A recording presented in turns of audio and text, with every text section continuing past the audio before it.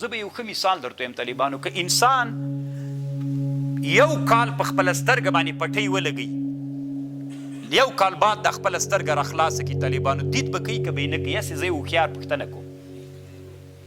تاسو څه وایي طالبانو دا څه چې چپ یې دوی څه وایي نه یې کوي طالبانو سترګه دید له منځه ځي که نه ځکه سترګه یو حس د طالبانو دا حس چې څومره کار کوي هغومره څنګه کیږي دید کوي که حس یې مړ کړي طالبانو بیا یو کال بعد بیا څوک نه کوي تاسې کې طالبانو یو بل حس ته چې د هغې په وجه باندې رایې وایي که دا حس علما په افغانستان کې په سړي مړ کوي چې مړي که در کې او الله قرآن کې څه وایي طالبانو وشاورهم فی الامر روح المانی وایي دې کې اصل کې مقصد دا و رسول الله به صحابوو سره کېناست و مشوره به یې ترې وغوښتله نو مطلب دا و چې په دوی کې هغه آراوې راژوندی سي هغه حس د رایې ویللو په دوی کې راژوندی سي او کله چې په یوه ټولنه کې رایې ډېرې ویل کېږي هغه انسانان کرا څنګه کېږي تخیلي قوه یې غټېږي تخیلي قوه یې چې غټه سوله ځکه فکر کوي چې ما نه خو مشوره غوښتې زه باید څه ووایم نو دلته فکر کوي دا قوه متخیله غټوي نو چې غټه سوله طالبانو هغومره ډېره ښه رایه راوځي ښه رایه چې راووتله نو هغه نه بیا طالبانو په دې رایه باندې عمل کېږي رسول علیه السلام اصل کې داسې ویلي وشاورهم فی الامر نو دوی سره یې دوی رایې راوباسه مړې کوه یې مه رایې چپ ونه غږېږي خلاص داس طالبانو دا کوم پلار چې واړه ماشومان یې وي که نه چپ ونه غږېږي غلی شه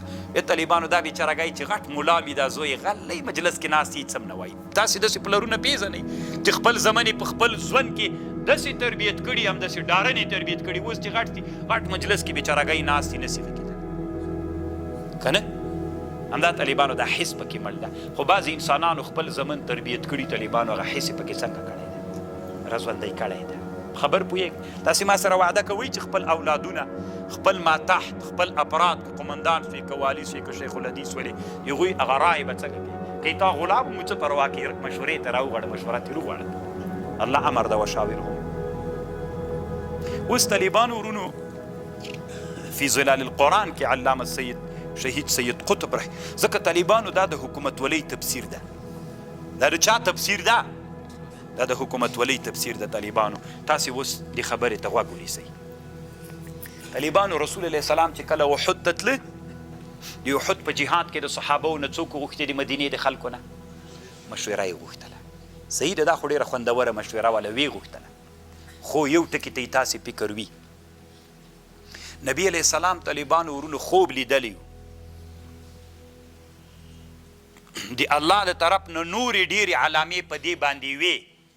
چې مدینې نه ونوځي صحیح ده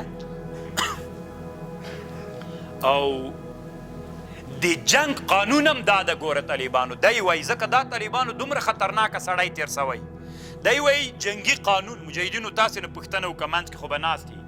چې کله ته د دښمن سره جنګ کوې راغلی یم تا ته د جنګ دپاره چې له مورچې نه وروځې کامیابېږي که په مورچه کې ناست دی در باندې روانېږي کامیابېږي یو دښمن چې اراده لري چې تا باندې راځي په مورچې دې راځي نو ته به له مورچې نه وروځې که مورچه به ورته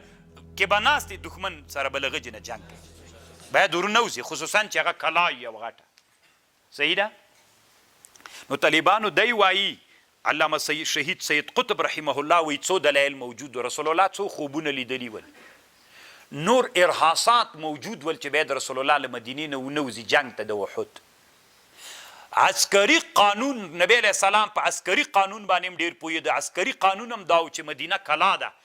که جنگ کیږي باید په عام میدان کې ونسي خصوصا د هغې زمانې د جنګونو جنگ چې کیږي داسې باغونو جي کې نو هغه خو مدینه وکړه د عسکري قانون هم دا خلاف و لکه ابی چې ورته ویلې رسول الله خپل هم دا فکر نه وروته خو طالبانو د دې ټولو شیانو خلاف د رسول الله سل په سلو کې دا یقین و چې مصیبت به راځي صحابه به شهیدان کیږي شکست به خورو په دې ټولو پوهېده ځکه غوا لالیدل د خوب توره ماتېدل د خوب بل خوب چې زغره مې اغوستلې وه دا که د کلا نه کوه یعنې که به مدینه کې پاتې سې محبوس پاتې کېږي دا ټول خوبونه د دې دلیل ول چې جنګ ته وروځه مه رسول الله په دې خو بیا هم طالبانو رسول صلی الله علیه وسلم د صحابو نه څوک وغوښتله مشوره یې وغوښتله اکثرو صحابو چې مشوره ورکړه د څه شي وه اکثرو صحابو مشوره د دې وکړه چې ورځو لږ صحابو چې ابی او د ده ملګري او څه مشران صحابو هغوی ویلې چې نه ورځو همدلته جنګ کوو. ښه اوس خو طالبانو علامه سید قطب دلته یوه داسې خبر لیکي، دی وایي چې الله د نبي چې رالیږلی د اسلام دین، دې خبرې ته غوږ ونیسئ، د اسلام دین داسې یو دین ده چې باید د ټولو دنیا د انسانانو قیادت باید د اسلام دین وکړي. د اسلام دین باید د دنیا د ټولو اقوامو قیادت و مشري دا وکړي. نو داسې یو قوم چې قیادت ته اراده لري، نو دغه قوم رسول علیه السلام تربیت کوه، د قیادت دپاره تربیت کوو. د قیادت دپاره تربیت دا و چې نبی علیه السلام ورته ویلې څنګه مو خوښه ده دلته جنګ کوو که وروځو؟ ټولو ویلې چې وروځو. نبی علیه السلام پوهېده چې شکست خورو، نبی علیه السلام پوهېده چې شهیدانیږو، رسول الله پوهېده چې ماته خورو کاپیران کیږي، خو بیا هم طالبانو د چا خبره عمل وکړه؟ د دوی د مشورې په خبرې عمل وکړه. مشوره یې ومنله، طالبانو ورغی. ځکه که رسول الله دلته څوک نه وی منلی، مشوره یې نه وی منلی، رسول صلی الله علیه وسلم دا مشوره نه وی منلی، نو طالبانو دا خو د تربیې میدان و. نو بیا له دې جنه شروع وله چې رسول الله څوک نه منله، مشوره نه منله. نو چې رسول الله مشوره نه منله، دا خبر به داسې را خپره سوې وه، نو بیا به امت د ده امت به هم څوک نه منله. چې د ده امت مشوره نه منله، بیا طالبانو چې کله یو څوک د ملت مشوره نه مني، یو دغه امت بیا په دنیا باندې، بیا په ادیانو باندې قیادت نسی کولای. خبر پوهیږئ څوک قیادت کولی سي؟ چې کله مشوره ومني. ځکه د اسلام دین الله داسې دین رالیږلی، شهید سید قطب رحمه الله وایي چې دی څوک وکړي؟ دا داسې امت تربیت سي چې قیادت وکړي. نو قیادت په چا کیږي؟ رسول الله پوهېده طالبانو ګورئ مهما تكن يعلم انه لا بد من مزاولته في اخطر الشؤون. وی نبی علیه السلام پوهېده چې زه په داسې یوه خطرناکه زمانه کې یم،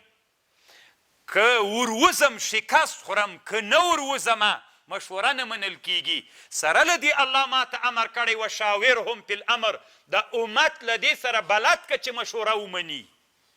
د امت تربیت که، د امت چې تربیت سو له دې سره چې مشوره ومني. نو چې مشوره ومني دا ملت، دا به په ټول اسلامي امت باندې قیادت کولی سي. دا له اندلس له قرطبې نه، دا بیا له کاشغر نه تر تیبته، دا بیا له جبل الطارق نه تر چینه پورې په ټوله دنیا باندې دا امت قیادت کولی سي چې څوک ومني. رسول الله اصل کې الله داسې رالیږلی چې ته مشوره باندې دوی تربیت که. ځکه که ته اوس د دوی تربیت د مشوره ونه منې، دوی هم بیا د بل چا نه مني، بیا هغه بل قرین هم نه مني، بیا بل هم نه مني، بیا بل هم نه مني. تی اصل کې داسې تربیت که ته باید د دوی مشوره ومني. صحابه بیا د تابعینو مشوره مني، تابعین بیا د تبع تابعین مني، وهلم جران تر ننه پورې. رسول الله په دې یقیني پوهېده چې د احد په جهاد کې ماته ده، شکست ده، ماته ده. خوبونه یې لیدلي ول، د نبي خوب د ده په حق کې وحیه ده. ولې طالبانو رسول الله د خپل خوب چې وحیه وه، ارهاص و، دلیل موجود و، عسکري قانون نه خلاف جنګ و، د احد جنګ. ولې رسول الله د احد جنګ ته لاړ؟ طالبانو د صحابو د مشورې په خاطر باندې چې د هغوی مشوره ومنل سي. که دلته د رسول الله د صحابو مشوره نه وای منلې، بیا طالبانو د تربیت میدان وچ پاتې کېده، او الله داسې ورته ویلي چې دا د اسلام دین به د ټولو ادیانو قاید پاتې کیږي. نن طالبانو تاسې ماته ووایئ که نه